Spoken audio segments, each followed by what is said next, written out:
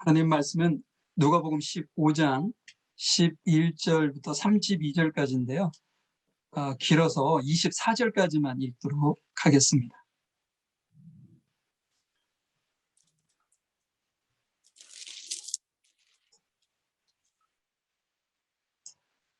누가복음 15장 11절부터 24절까지만 제가 읽도록 하겠습니다. 다 찾으신 줄 알고. 또 이르시되 어떤 사람에게 두 아들이 있는데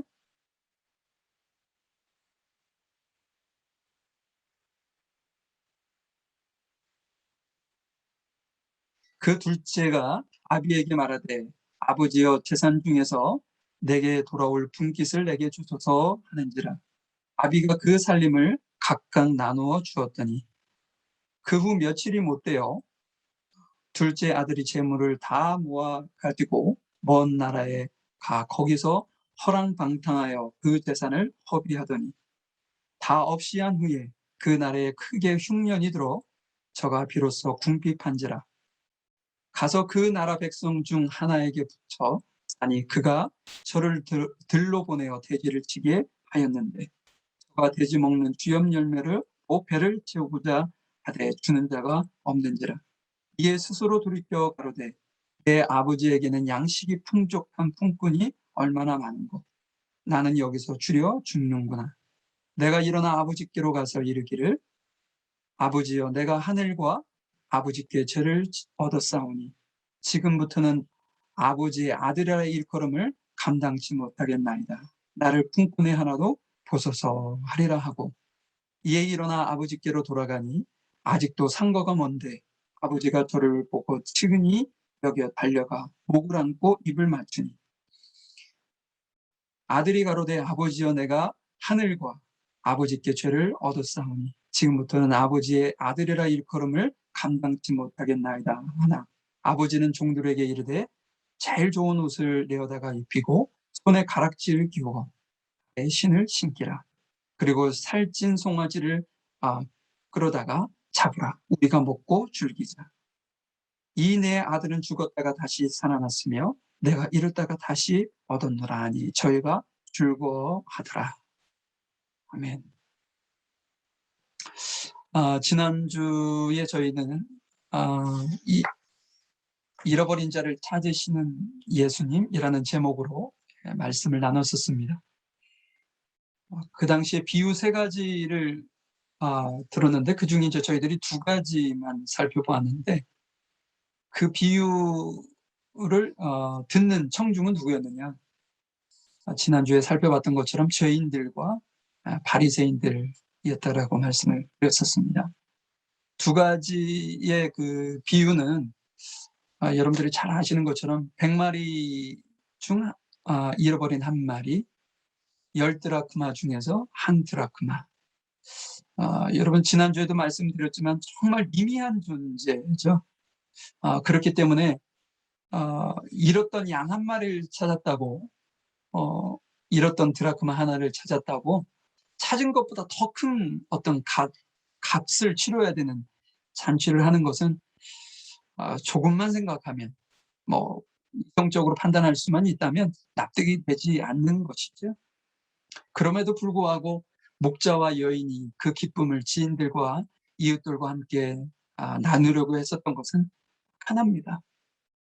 찾았던 가치에 무게를 두지 않고 잃은 것을 찾았기 때문에 잃어버렸던 것을 다시 찾았기 때문에 그곳에 의미를 두고 그 기쁨을 나누었던 것이죠.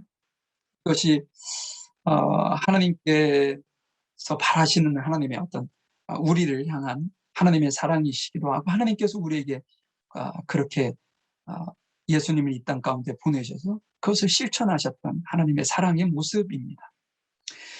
오늘은 허비하는 아버지의 사랑이라는 제목으로 말씀을 좀 나누려고 해요. 3가지 비유 중에 어떻게 보면 예수님께서 하시려고 하셨던 내용을 더욱더 디테일하게 담고 있는 내용이기도 하죠. 여러분들은 탕자의 비유로 이렇게 잘 알고 계실 것입니다. 이 말씀을 통해서 예수님께서 이 비유를 통해서 죄인들과 바리새인들에게 어떤 말씀을 하시려고 하셨던 것인지 조금 더 지난주보다 조금 더 한 발짝 나가서 깊이 있게 깨닫고 그들의 어떤 예수님께서 원하신 삶을 우리가 살아내는 복된 시간이 되기를 소망해 봅니다. 자, 11절 12절 말씀 한번 보도록 하겠습니다. 또 가라사대 어떤 사람이 두 아들이 있는데 그 둘째가 아비에게 말하되 아버지여 재산 중에서 내게 돌아올 분깃을 내게 주소서 하는지라. 아비가 그 살림을 각각 나누어 줬더니 오늘 그 비유에 등장하는 그 결혼했는지 안 했는지는 잘 모르겠지만 두 아들을 가진 아버지의 이야기를 다루고 있습니다. 그런데 어느 날 둘째가 살아계신 아버지에게 재산 중에서 내게 돌아올 분깃을 좀 나누어 달라는 그런 어떤 황당한 요청을 하게 되는 것이죠. 이 요청이 얼마나 황당하고 자식이라면 할 수 없는 아주 아들이어서는 절대로 할 수 없는 그런 어떤 요청을 했는지에 대해서는 이스라엘 문화를 간략하게 좀 이해하는 것이 필요합니다. 뭐 각각의 나라에는 문화가 있지만 우리 한국적인 문화를 봐서도 잘 이해되지 않는 부분이기도 하긴 하지만 이스라엘 문화에는 여러 가지 어떤 그 자식에게 분깃을 넘기는 것에 대한 그 어떤 규칙이 있었다고 그럽니다. 자식의 분깃을 나눌 때 특별한 기준이 있었는데 이것을 한번 제가 말씀드린 적이 있어요. 장자에게 다른 아들에 비해 2배를 상속하는 구조로 되어 있습니다. 일차적으로는. 만약 자식이 4명이다. 그러면 부모의 재산을 5등분을 일단 하고 장자에게는 5분의 1을 주고 그 나머지 3명의 형제들에게는 5분의 1씩 주는 구조인 것이죠. 이때 3가지 권한이 동일하게 부모에게서 자식에게 넘어갑니다. 첫 번째가 뭐냐면 소유권이죠. 누구의 소유냐? 아버지의 소유에서 자식의 소유로 넘어갑니다. 두 번째는 그 소유받은 것, 소유권을 넘겨받은 것을 내가 팔 거냐 말 거냐라는 것을 결정하는 처분권도 넘어가는 것이죠. 그 다음에 그 부모에게 받은 재산을 그곳에서 관리해서 소득을 낼 거냐 말 거냐 여러 가지 관리권 또한 그 부모에게서 자녀에게 넘어가게 됩니다. 분깃을 넘기는 순간이요. 자, 그러면 언제 그 유산이 분배되느냐라는 것이죠. 보통 통상적으로는 아버지께서 돌아가셨을 때 이게 분깃이 넘어가게 되는데요. 그런데 간혹 아버지가 돌아가시기 전에 이 재산을 분배해 주는 경우가 간혹 이렇게 발생하게 됩니다. 근데 그때 기준이 하나 있어요. 어떤 기준이냐면 좀 전에 제가 3개의 권한을 얘기했죠. 소유권, 처분권, 관리권. 이것은 변함없이 아버지가 돌아가시기 전까지는 아버지 권한에 계속 머문다는 거예요. 재산 분배는 해줬지만 아들들은 아버지가 돌아가시기 전까지는 권리 행사를 할 수 없는 구조라는 것이죠. 오늘 성경에는 언급되어 있지 않지만 이 살아계신 아버지 앞에서 재산 분배를 요청했었던 이 둘째 아들의 이 황당한 요구에 아버지뿐 아니라 가족 구성원 전체가 몹시 당황했을 것은 자명한 사실입니다. 왜냐하면 이것은 자식이 할 수 없는 아주 무리하고 경솔한 행동이었었던 것이죠. 아버지의 반응은 어땠을까요? 그러면 오늘 본문에 보니까 아버지가 그 살림을 각각 나누어 줬다 이렇게 말씀하고 있어요. 아주 뜻밖의 행동을 아버지가 해주신 것인데요. 그런데 여기에서 눈여겨봐야 될 건 뭐냐면 작은 아들이 요청을 했잖아요. 그런데 작은 아들에게만 분깃을 준 것이 아니라 요구하지 않은 큰 아들에게도 동일한 조금 전에 제가 말씀드렸던 그 규정에 따라서 정확하게 재산을 분배해 주었다는 것이죠. 그러면 여러분은 여기서 기억하셔야 될 것이 있어요. 뭐냐면 소유권, 처분권, 관리권은 아직까지 누구에게 있는 건가요? 아버지에게 있다는 사실을 우리는 기억하고 이 말씀을 보셔야 돼요. 그 문화 속에서 그들에게 뭐 무리한 요구였긴 했지만 아버지가 그것을 다 수용하고 감당하고 그래 알았어 내가 재산을 분배해 줄게 라고 결정하고 분배는 해주었을진정 아직도 소유권, 처분권, 관리권에 대해서는 아버지가 돌아가시기 전까지는 아버지 권한에 있게 되어진다는 것이죠. 이것을 염두에 두시고 작은 아들이 어떤 행동을 했는지 13절, 14절의 말씀을 한번 보도록 하시죠. 13절에 보니까 그 후 며칠이 못 돼요.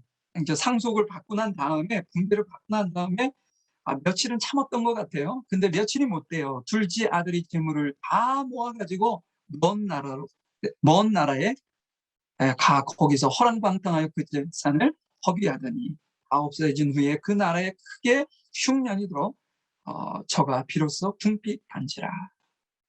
재물을 여기서 다 모았다는 것은 어떤 의미냐면요.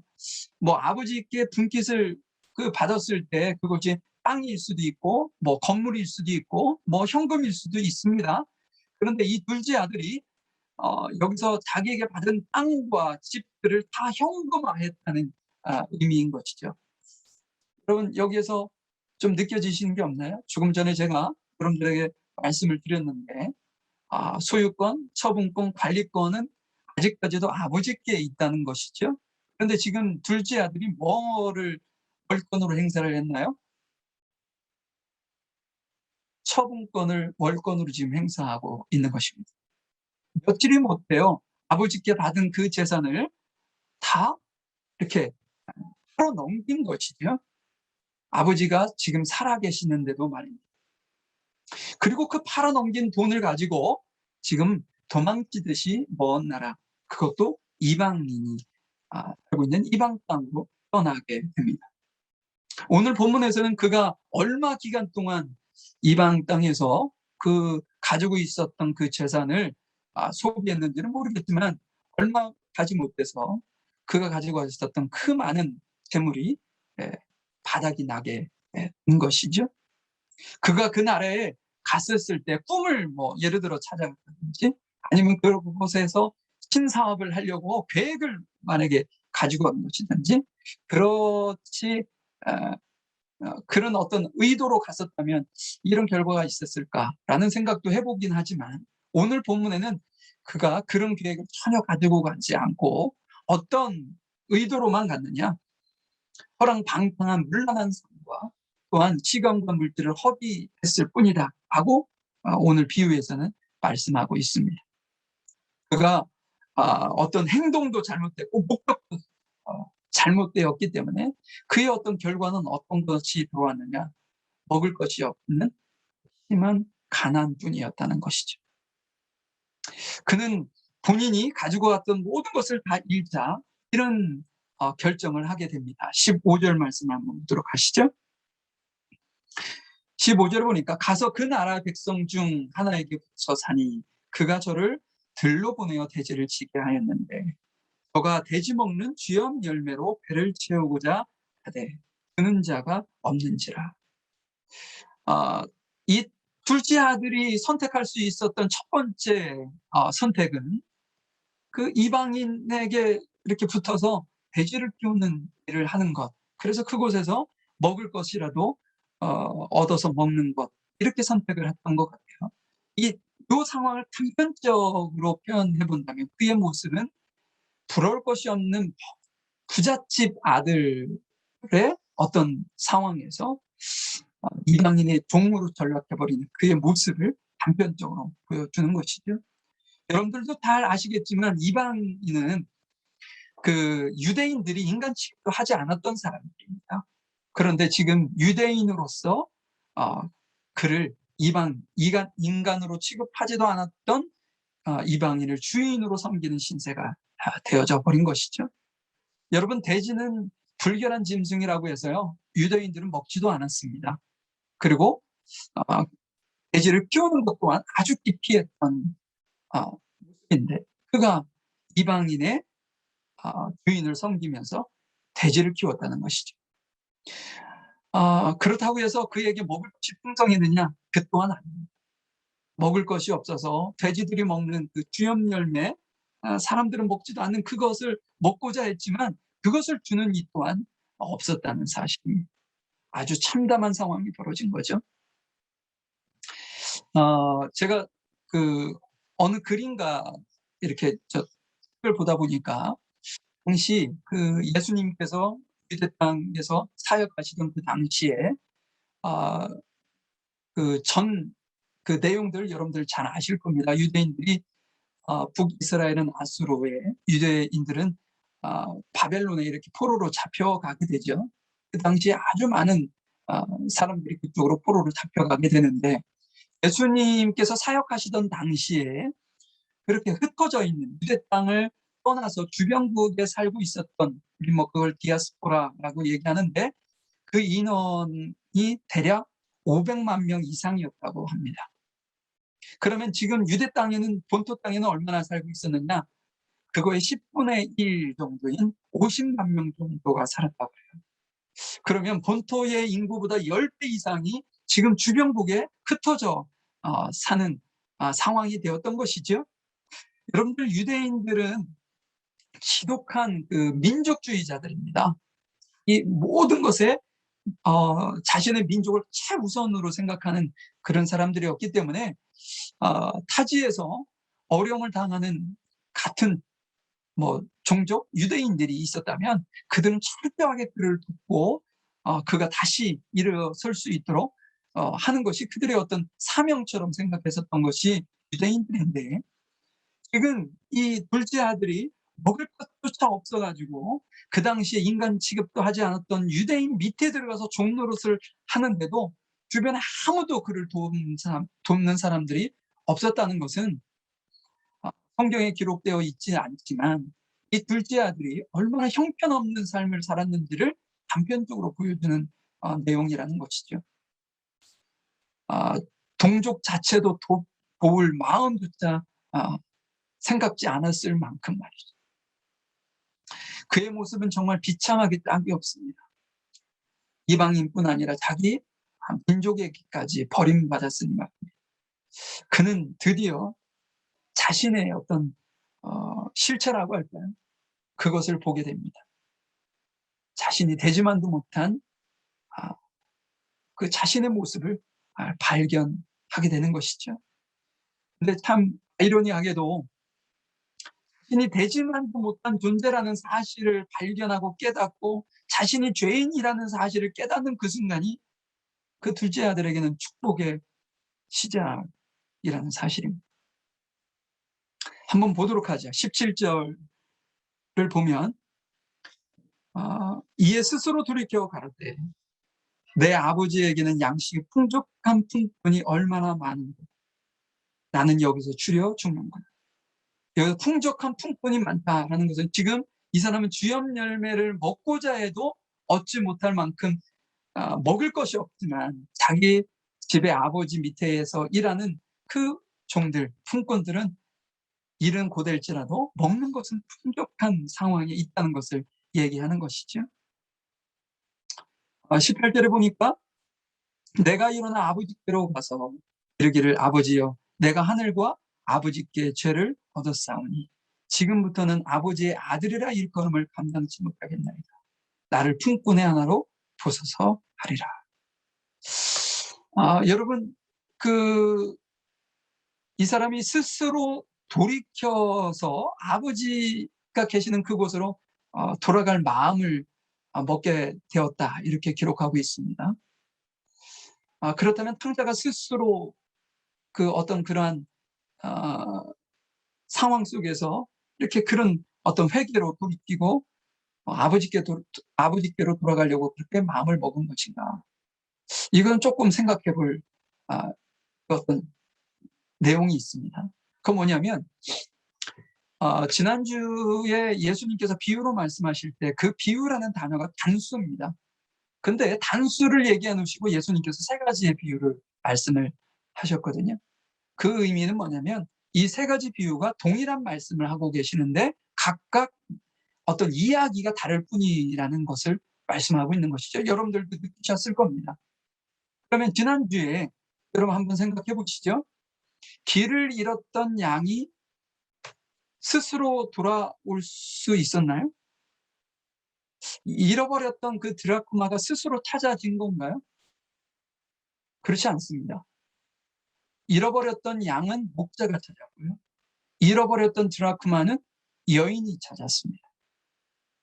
이 탕자가 이렇게 돌이킬 수 있는 어떤 본인의 어떤 삶이 비참하게 실패했다는 것을 깨닫게 되기도 하고, 또 모든 이들로부터 본인은 버림받았구나라는 것을 깨닫게 된다든지, 아니면 천한 종의 자리에 떨어졌다는 그 모습을 통해서 드디어 본인이 되지만도 못한 존재였구나라는 것을 깨닫게 했던 것은 하나님이었다는 것이죠. 자신이 돼지 같은 인생을 살아가고 있고 죄인이라는 사실을 깨닫게 해서 회개하는 마음을 가지고 아버지께 돌아가게 하신 것은 성령 하나님이셨다는 거죠. 그래서 제가 조금 전에 본인이 되지만도 못한 존재라는 것을 깨닫는 그 순간이 힘들고 어렵고 처참하긴 하지만 그 순간이 축복의 시작이라고 말씀드렸던 거죠. 우리의 삶은 이런 일이 없을까요? 저희들 삶에도 동일합니다. 뭐 단편적인 예일 수는 있겠지만 어떤 잘못된 판단과 결정, 그런 것을 통해서 우리는 많은 손해를 본 경험도 있으신 분이 있을 것입니다. 하는 일마다 내 뜻대로 되지 않는 일도 참 많이 있지요. 가정적으로 힘든 어떤 일도 있을 수 있고요. 또한 원치 않게 몸이 아프거나 불편하거나 여러 가지로 가정에 어려움이 있을 수도 있습니다.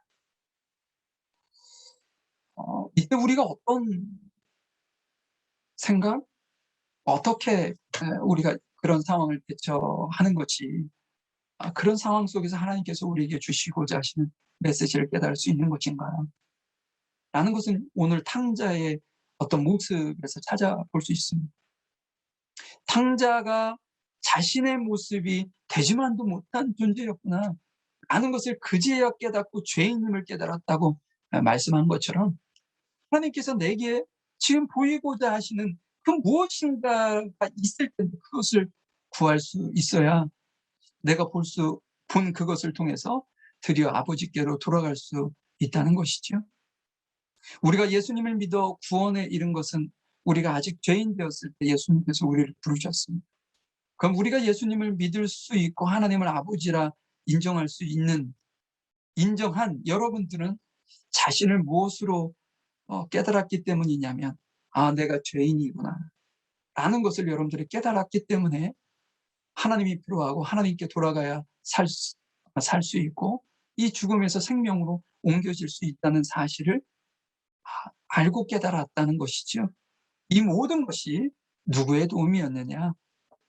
전적으로 하나님의 도움이셨다는 것. 잃어버렸던 양이 스스로 찾아오지 못했고 잃어버렸던 드라크마가 스스로 찾아진 것이 아닌 것처럼 우리를 찾아오신 아버지께서 우리에게 그런 깨달음과 내가 죄인임을 알게 하셨다는 것이죠. 자, 한번 보도록 하죠. 20절의 말씀을 한번 보도록 하겠습니다. 탕자가 이에 일어나서 아버지께로 돌아가니, 그런 어떤 마음들과 생각들을 조금 전에 이렇게 품었던 것인데 이제 행동으로 옮겨지는 겁니다. 아직도 상과가 먼데 아버지가 저를 보고 치근히 여겨 달려가 목을 안고 입을 맞추니. 지금 아버지 입장에서 탕자가 이쯤 돌아오지 않을까라는 소식을 듣지 못했을 것은 자명한 사실입니다. 그런데 그 부모가 어떻게 하셨는지, 한 달치 그것도 먼 곳에서 자신의 아들이 걸어오고 있는, 힘에 빠져 얼마나 초췌한 모습으로 걸어오는 모습만 보아도 한 발치에서 내 아들이구나 라는 것을 그 부모가 알고 그 먼 거리를 쉬지 않고 달려와서 그 아버지가 그 아들을 불쌍하게 여겼고 끌어안았고 입을 맞추었고 좋은 옷을 입혔고 또 아들의 손에 가락지를 끼워줬고 신을 신겼고 그 다음에 종들에게 명하여서 살찐 송아지를 잡아서 죽었다가 다시 살아온 자기 아들을 위해서 잔치를 베풀었다라고 말씀을 하고 있습니다. 여러분, 이 아버지가 먼저 자식을 발견하고 먼저 동네를 떠나 그 아들에게 달려온 이유가 있습니다. 그럼 어떤 이유냐? 만약에 그 아버지가 동네에 있는 장로들이나 동네에 있는 유대인들보다 먼저 자식을 발견하고 자식을 찾아가서 자신의 품에 안고 그 어떤 신분을 자신의 아들임을 신분의 회복을 시켜주지 않았다면 어떤 일이 벌어졌느냐? 동네 장로들이 먼저 보았으면 탕자는 법에 따라 죽을 수 있는 사람이라는 것이죠. 신명기 21장에 보면 그런 내용들이 있습니다. 성전 어귀에 모아놓고 부모의 말씀에 순종치 않고 반항하고 또 술에 취하고 여러 가지 조건들을 달고 그 자식을 부모가 성전 문 앞에 그 성문 앞에 모여서 장로들에게 그것을 고발했을 때 장로들은 그를 돌로 쳐 죽일 수 있는 그런 법이 있었던 것이죠.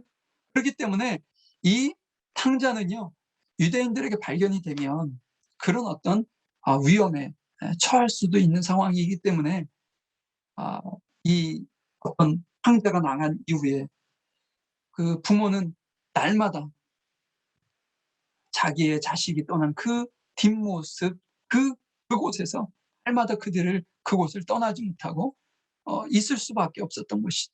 그리고 먼 발치에 오기 전부터 부모는 그 자식에게 뛰어가 먼저 그에게 모든 것을 다 먼저 신분을 회복시켜주는, 잘잘못을 따지기 이전에 먼저 그 모든 것들을 행하셨던 아버지의 모습을 우리는 알 수 있습니다. 여기서 우리가 알아야 될 것이 뭐냐? 탕자를 다시 찾기 위해서 그 아버지는요, 재물도 허비하셨어요. 그리고 그 마음이 얼마나 상심이 크셨겠어요? 마음의 상함도 있었습니다. 언제 돌아올지 모르는, 나보다 다른 사람이 먼저 발견하면 그 자식에게 큰 해가 될 수 있기 때문에 그는 날마다 자식의 떠난 그 뒤를 바라보며 시간도 허비했을 것입니다. 이것이 허비하는 아버지의 사랑인 것이죠. 그것은 전적으로 자식을 회복시키는 비위한 목적이었다는 것을 우리는 알 수 있습니다. 우리도 십자가에서 예수님께서 죽으신 하나님의 허비하시는 사랑이 없었다면 우리는 지금 하나님의 자녀로서의 어떤 신분을 가질 수 없고 또는 죽음에서 생명으로서의 어떤 회복도 있을 수 없는 것이죠. 여러분, 여기서 우리 잠깐 생각 좀 해보실까요? 만약에 여러분이 부모의 입장이라면 어떠시겠습니까? 지금 탕자의 아버지가 행하셨던 이런 모습을 여러분들이 보이실 수 있으실까요? 만약에 여러분들의 자녀가, 그런 자녀는 없겠지만 사고치고 마약도 하고 재물을 탕진하고 먼 곳으로 가서 하나님의 자녀로서의 삶을 살지 못하고 방탕한 삶을 살다가 어느 날 모든 것을 다 잃고 처추한 모습으로 여러분들 집에 문을 두드리는 자식을 발견했다면 여러분 어떻게 하셨을까요? 저는 일단 집에는 드릴 수는 있을 것 같아요. 집에는 드릴 수 있을 것 같아요. 그런데 지금 탕자의 아버지가 행하셨던 것처럼 바로 그 단계로는 갈 수 없을 것 같아요. 긍휼의 마음은 제가 품을 수 있지만, 그래서 집에 드릴 수는 있지만 먼저 잘잘못을 따져보고 너가 잘못한 게 뭐냐 얘기해보라고, 그리고 다시 이런 어떤 반복된 행동을 너가 하지 않겠다는 어떤 다짐 정도는 최소한 받고 난 다음에 마음에 있는 화가 조금 풀린다든지 그 다음에는 먹을 것을 챙기고 옷을 입히고 그러지 않았을까? 저는 개인적으로 그 정도가 최선의 모습이지 않았을까? 그런 생각을 제가 해보게 됩니다. 여러분들은 어떠신지 잘 모르겠어요. 그런 면에서 아버지의 이런 모습은 도저히 이해가 되지 않는 모습이었던 것이죠.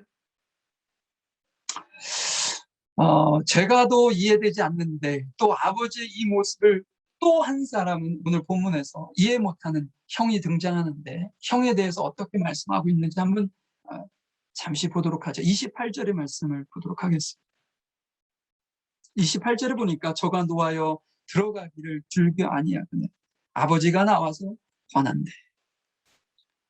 여러분, 탕자가 돌아왔을 때도 아버지가 집 밖으로 나와서 그에게 도리어 권했습니다.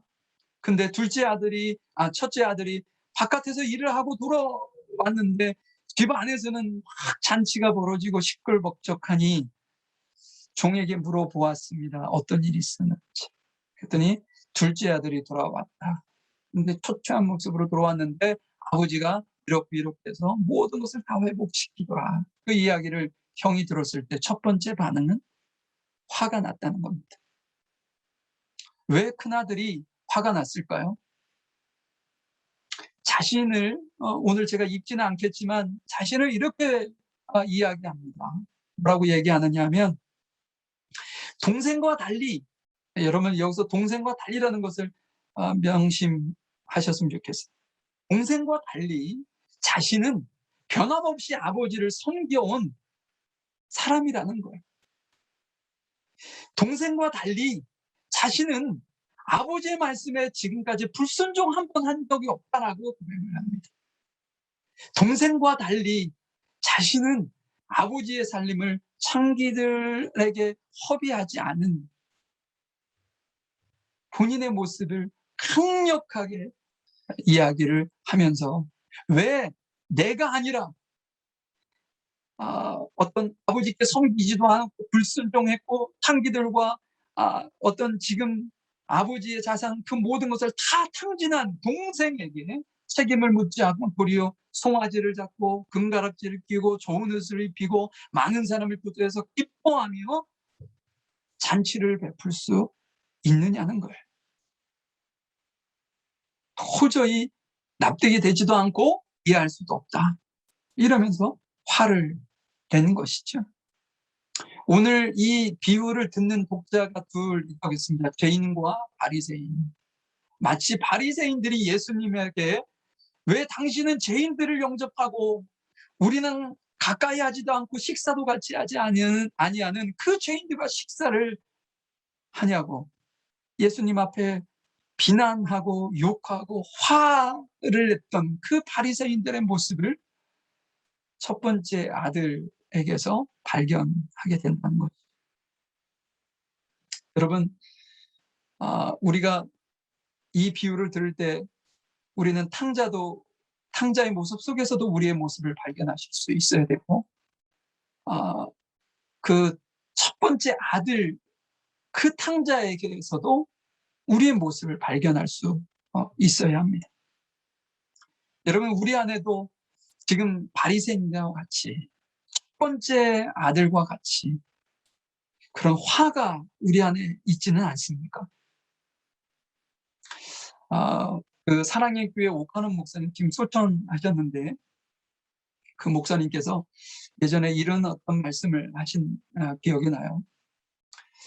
그 교회가 서초동에 있지 않습니까? 강남에 있는데 그 강남에 있다 보니까 자기 교인들은 다 이렇게 공부도 많이 하고 재물도 조금 있고 경제적으로도 여유 있고 뭐 정치적으로나 사회적으로도 품격이 있는 사람들만 교회에 오는 것으로 주변 다른 목회자들이나 사람들이 오해를 하더라는 거예요. 그러니까 그 말씀을 이제 그런 것이 아니다 라는 말씀을 하시면서 이런 말씀을 하셨어요. 뭐냐면 사랑의 교회는 험한 일을 하던 사람들, 뭐 그 당시에 표현하시기를 성매매 업소에서 일하는 여성들이 복음을 듣고 많은 분들이 그 교회를 찾아오는 분들이 있었다는 것이죠. 그런데 안타까운 것은 그들이 한 명도 그 사랑의 교회에 정착하지 못하고 이렇게 떠나가는데 어떤 분들은 목사님에게 긴 당문의 편지를 남기고 떠나신 분들도 있다는 거예요. 그분이 떠나게 된 동기가 뭐였느냐? 성도들이 자신을 향한 어떤 비난이랄까요? 비방, 그리고 성도들의 어떤 그 따가운 시선이 너무 힘들어서 더 이상 교회에 머물 수가 없다고, 그런 어떤 안타까움을 글로 남기고 떠난 이들의 편지를 받게 되었을 때 옥 목사님은 가슴이 메어지는, 무너지는, 자신이 지금까지 목회해왔던 것이 이 목회였는가라는 허탈감까지 들었다는 고백을 하게 되었습니다. 옥 목사님이 하고자 하셨던 말씀은 뭘까요? 교회 공동체 안에 머물러 있는 그 성도들 안에 숨겨진 화를 말씀하신 거 아닐까, 저는 개인적으로 그런 생각을 해보게 되었습니다. 그 화가 뭐냐? 마치 바리새인들처럼 스스로는 본인들 정도의 수준의 스스로 의롭다는 그 의로움으로 죄의 모습을 가지고 교회에 찾아온 그들을 정죄하고, 나는 너네들과 수준이 달라. 마치 이런 것이죠. 왜 집사님은 그렇게 해? 예수 믿는다고 하면서. 왜 장로님은 그렇게 하세요? 왜 목사님은 그렇게 교회를 운영하세요? 등등의 모습으로 평가하고 정죄한다는 것이죠. 이것이 뭐냐면 자신 안에 있는 화입니다. 다시 말해서 스스로 갖고 있는 의의 모습이라는 것이죠.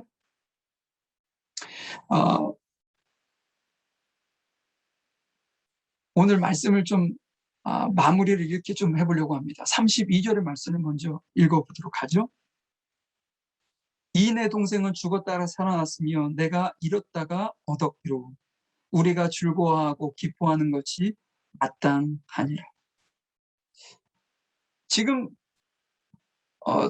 큰 아들에게 많은 어떤 설득의 이야기를 하면서 같이 들어가서 같이 잔치에 참여하자 라고 얘기를 했지만, 아들은 자기를 항변하기에 급급했어요. 나는 저 아들과는 질적으로 다르고, 그래서 나는 저 아들과 동생과 한 자리에 있는 것 자체가 수치스럽고 원치 않습니다.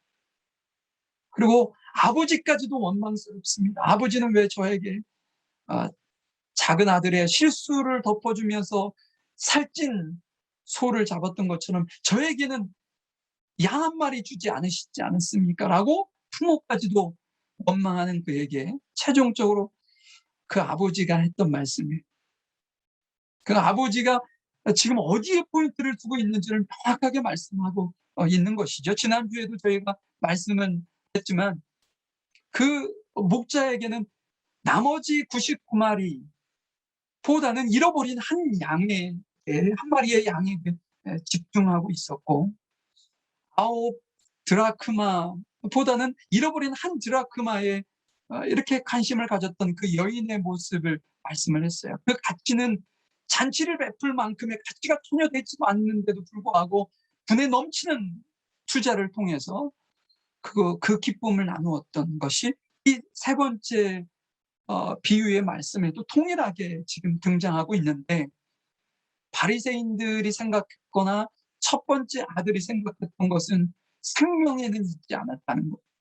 생명을 살리고 생명이 잃었던 것이 살아오는 거기에는 전혀 관심이 없고, 잘잘못에만 이성적으로 이것이 옳은 거냐 그른 거냐 여기에만 포인트를 두고 모든 상황을 바라보다 보니 아버지와 큰 다툼이 생기게 되고 지금 현재의 상황을 받아들일 수 없었던 거죠. 그러면 여기서 아버지, 예수님께서 말씀하고자 하셨던 하나님의 사랑은 어디에 포인트가 있었느냐? 세 가지 모든 비유 속에 생명을 살리는데 아버지의 어떤 모든 것을 허비하시는 모습을 우리에게 보여주고 있습니다. 잃었던 아들을 다시 찾은 것에 그 어떤 값을 지불한다 해도 아까워하지 않는 아버지의 사랑에 허비하는 사랑의 모습을 우리에게 보여주고 계신다는 것이죠. 만약에 아버지께서 예수 그리스도를 이 땅 가운데 보내셔서 예수님을 십자가에 피 흘려 죽이시지 않으셨다면 우리는 한 사람도 죄의 늪에서 빠져나올 수 있는 사람이 없었을 것입니다. 우리의 가치하고는 비교할 수 없는 가치를 아버지께서는 허비하셨어요. 그것이 뭐냐? 예수님이셨던 거예요. 예수님, 하나님 본인 자체를 십자가에 죄 없으신 예수님을 죽이심으로 인해서 허비하신 그 사랑을 통해 우리는 죽음에서 생명으로, 종에서 하나님의 자녀로, 세상 백성에서 하나님의 백성으로 신분의 상승을 이루었고 놀라운 기적과 같은 축복을 누리게 되었다는 것입니다. 여러분, 결론적으로 예수님께서 우리에게 이 말씀을 왜 하셨을까요? 우리 그리스도인의 사명을 여기다 부여하시는 거죠. 생명을 살리는데 모든 것을 헌신합니다. 우리 교회의 사명이 여기 있습니다. 우리 교회가 교회 자체만의 유지와 우리만의 어떤 잔치가 아니라 예수님께서 세상을 바라보셨고 하나님께서 바라보셨던 그 시각, 그 머문 시각 안에 우리 교회나 우리 공동체가 동일하게 그곳에 포인트를 두고 아버지께서 원하시는 생명 살리는 일에 우리의 어떤 역량과 능력과 우리에게 주신 모든 달란트를 다 동원해서 허비하는 사랑에 동참하기를 주님께서 이 시간 저희들에게 요구하시고 초대하는 것입니다. 오늘 말씀 여러분들이 너무나도 잘 알고 있기 때문에 제가 이렇게 말씀을 드리지 않아도 여러분들이 이 모든 사실을 다 잘 아실 것입니다. 근데 다시 한번 여러분들이 이 말씀을 깨달았다 생각하시고 이 말씀을 주님이 오신 날까지 잊지 아니하고 우리와 우리 교회의 사명을 다 감당하는 우리 모두가 되기를 간절히 소망해 봅니다. 기도하겠습니다. 하나님 감사합니다. 저희들을 사랑하시고 저희들을 너무나도 사랑하셔서 우리의 가치하고는 비교할 수 없는 분에 넘치는 가치를 주님께서는 지불하고서라도 저희들을 죽음에서 생명으로 세상 자녀에서 하나님의 자녀로 회복시키기를 원하셨던 그 아버지의 마음을 이 시간 저희들이 잊지 아니하고 기억하게 하시고 감사하게 하시고 또한 동일하게 그 일을 위해서 저희들을 부르셨음을 저희들이 잊지 아니하고 주님 도와주시옵소서. 그래서 우리 교회의 어떤 사명이 생명을 살리고 하나님의 어떤 허비하는 사랑에 모든 역량을 집중해야 한다는 사실을 잊지 아니하고 저희들을 사랑하셨던 그 주님이 동일하게 내 이웃들에게 전하는 저희들의 삶이 되어질 수 있고 주님께서 도우시고 인도해 주시옵소서. 저희들을 사랑하시고 인도하시는 주께 너무나도 감사하며 사랑 많으신 예수님의 이름으로 기도하였습니다. 아멘. 네, 감사합니다. 다음 주에 우리 기도는 우리 박혜원 집사님 기도 준비해 주시면 감사하겠습니다. 그리고 지금 정부에서 나오는 코비드 관련된 어떤 계획들 그런 것을 보니 아직도 저희에게는 시간이 조금 필요한 상황인 것 같습니다. 힘들고 어려우시겠지만 하나님께 어떤 기도하면서 주님의 도우심을 구하면서 왜 나에게 지금 이런 시간을 주셨지? 왜 하나님께서 나에게 이런 어떤 참담하리만큼 힘든 시간을 내게 주셨지? 라는 것을 여러분들이 조금 고민해 보시고 하나님께서 분명히 우리에게 주시고자 하시는 메시지가 있을 텐데 하나님께서 보게 하시는 그 시선을 보고 아름답게 다 나중에 지난 다음에 그 시간에 하나님께서 이런 것을 원하셔도 나에게 이렇게 하셨구나. 네. 내가 하나님께 다시 돌아갈 수 있는 길을 주시기 위해서 주께서 우리 인류에게 이런 어떤 어려움과 고통을 주셨구나 라고 어떤 고백을 하고 간증할 수 있는 그날이 하루속히 오기를 소망이 듭니다. 다른 광고가 없으시면 제가 기도하고요 마치도록 하겠습니다. 잠시 기도하겠습니다. 하나님 감사합니다. 우리 귀한 성도들 각 가정에서 영상으로 주 앞에 예배 드리고 예배에 참여했지만 주 성령께서 우리 각 사람의 마음과 생각을 감동하시고 인도하셔서 주께서 주시는 은혜로 충만하게 하시고 또한 깨달음을 주셨으리라 믿습니다.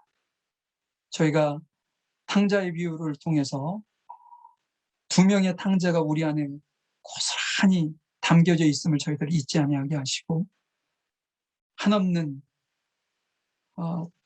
과분한 사랑을 통해 허비하시는 하나님의 사랑을 통해 저희들이 하나님의 자녀가 되었고 지금 현재의 모습을 유지하고 있다는 사실을 저희들이 절대로 잊지 아니하고 연약한 이들, 부족한 이들을 사랑하고 섬기고 용서하고 긍휼의 마음을 품을 수 있는 저희들이 되어질 수 있도록 주님 도와주시옵소서.